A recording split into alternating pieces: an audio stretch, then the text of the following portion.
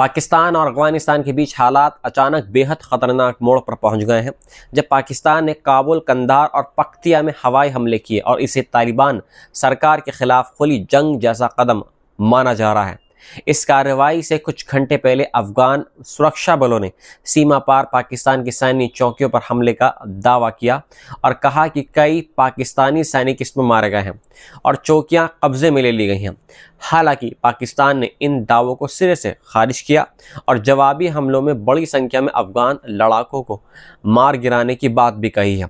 पाकिस्तान के रक्षा मंत्री ख्वाजा आसिफ ने कहा कि सब्र का प्याला भर चुका है और अब यह खुली जंग है। वहीं प्रधानमंत्री शहबाज शरीफ ने भी सख्त रुख दिखाया है। तालिबान प्रवक्ता ज़बीहुल्लाह मुजाहिद ने हमलों की पुष्टि की, लेकिन कहा कि कोई बड़ा नुकसान नहीं हुआ है और जवाबी कार्रवाई शुरू कर दी गई है। इससे पहले तुर्की और कतर की मध्यस्थता से जो युद्ध विराम हुआ है वे अब पूरी तरह टूट चुका है। जानकारों का कहना है कि इस बार मामला ज़्यादा गंभीर है क्योंकि इसे रोकने का कोई साफ ढांचा नज़र नहीं आ रहा है। पाकिस्तान का कहना है कि हाल में इस्लामाबाद और खैबर पख्तूनख्वा में हुए आत्मघाती हमलों के पीछे पाकिस्तान, तालिबान यानी टीटीपी का हाथ है और टीटीपी को अफगान ज़मीन से समर्थन मिल रहा है जिसे तालिबान नकारता है। टीटीपी लंबे समय से पाकिस्तान के खिलाफ लड़ाई लड़ रहा है और सख्त इस्लामी कानून लागू करने की मांग भी करता रहा है। इसके अलावा बलूचिस्तान लिबरेशन आर्मी जैसे समूहों को भी पाकिस्तान अफगान सरजमी से मदद मिलने का आरोप लगाता रहा है। जानकारों का यह भी कहना है कि काबुल और कंधार जैसे बड़े शहरों को निशाना बनाना बड़ा बदलाव है, लेकिन इससे ज़मीनी हकीकत कितनी बदलेगी यह साफ नहीं है क्योंकि ऐसे समूह बिखरे हुए और छिपे तरीके से काम करते हैं। तालिबान के पास वायुसेना नहीं है, लेकिन वह गुरिल्ला तरीके और ड्रोन जैसे साधनों का इस्तेमाल कर सकता है और सीमा पर फैली हज़ारों चौकियां उसके लिए आसान निशाना बन सकती हैं। पाकिस्तान ने भी कुछ शहरों में छोटे ड्रोन गिराए जाने की पुष्टि की है, यानी लड़ाई सिर्फ सीमा तक लिमिट नहीं रह सकती। अब सबसे बड़ा सवाल यह है कि क्या कोई रास्ता बचा है? दोनों तरफ से बयान सख्त हैं और पीछे हटने का कोई संकेत कम ही दिख रहा है। वहीं संयुक्त राष्ट्र महासचिव एंटोनियो गुतरेस ने दोनों देशों से संयम बरतने और बातचीत का रास्ता अपनाने की अपील की है। ईरान और सऊदी अरब ने भी बातचीत में मदद की पेशकश की है, लेकिन असली रुकावट भरोसे की कमी है। पाकिस्तान कहता रहा है कि आतंकवादियों को पनाह मिल रही है और काबुल इसे सिरे से खारिज करता रहा है। जानकारों का यह भी मानना है कि अगर हिंसा ऐसे ही जारी रही तो दोनों देशों में अस्थिरता बढ़ेगी और सशस्त्र समूह और मजबूत हो सकते हैं।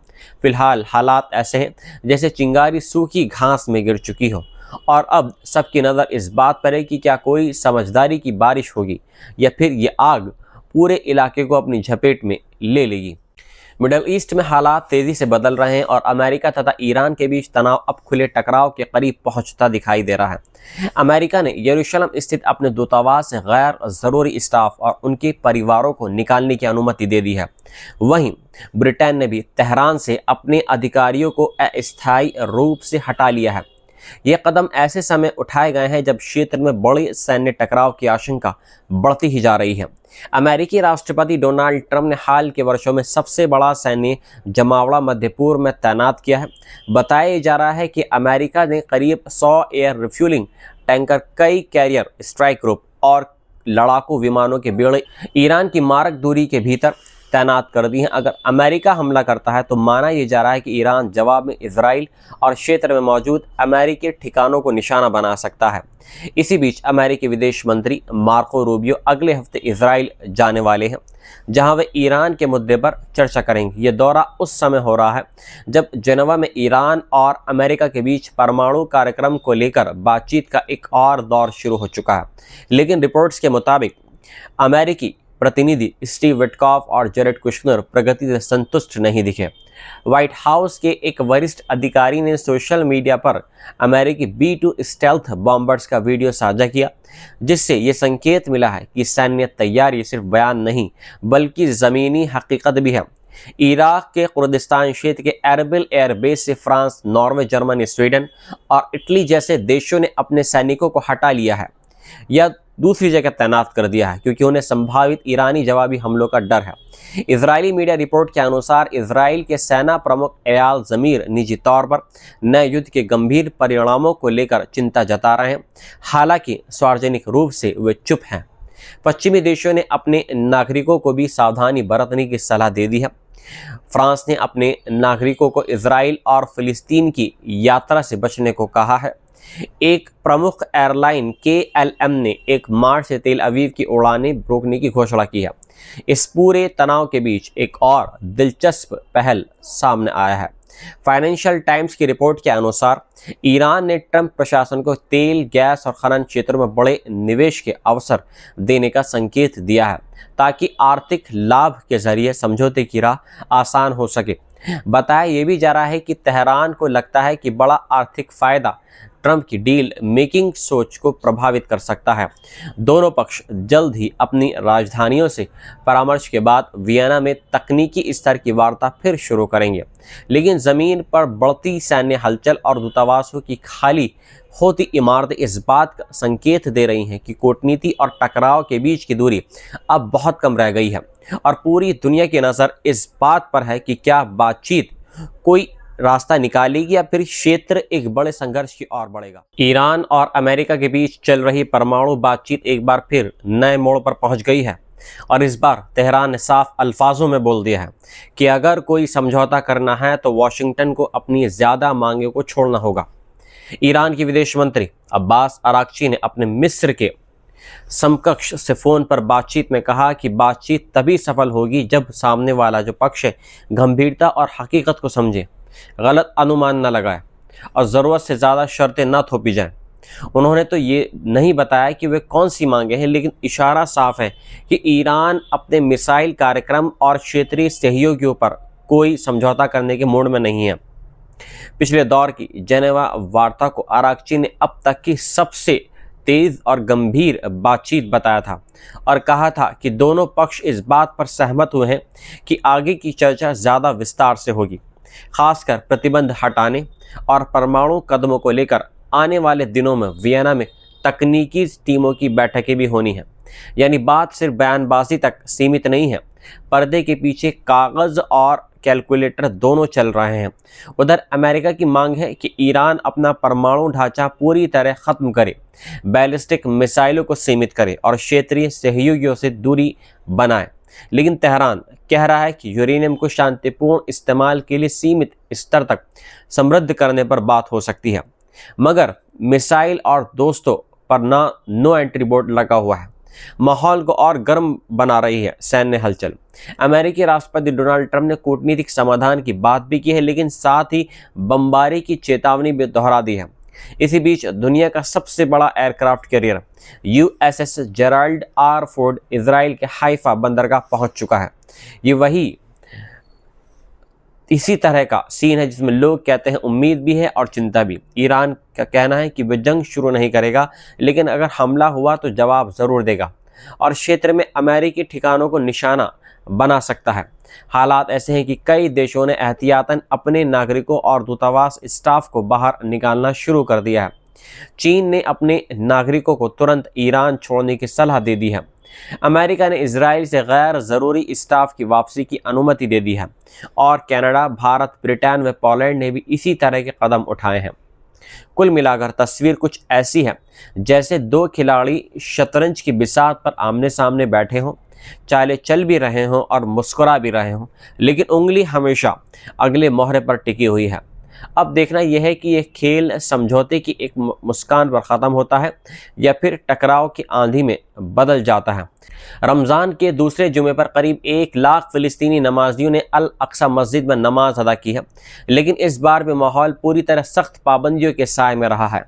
इजरायली हुकूमत ने पहले ही ऐलान कर दिया था कि सिर्फ 10,000 लोगों को ही खास परमिट के साथ जुमे की नमाज के लिए दाखिल होने दिया जाएगा, जो आम सालों में आने वाली लाखों की तादाद के मुकाबले बहुत ज़्यादा कम है।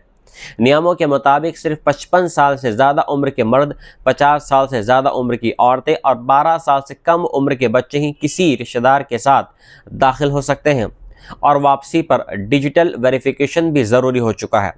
इसके बावजूद बड़ी तादाद में लोग अल अक्सा मस्जिद पहुंच रहे हैं और पुराने शहर की गलियां नमाजियों से भर गई हैं।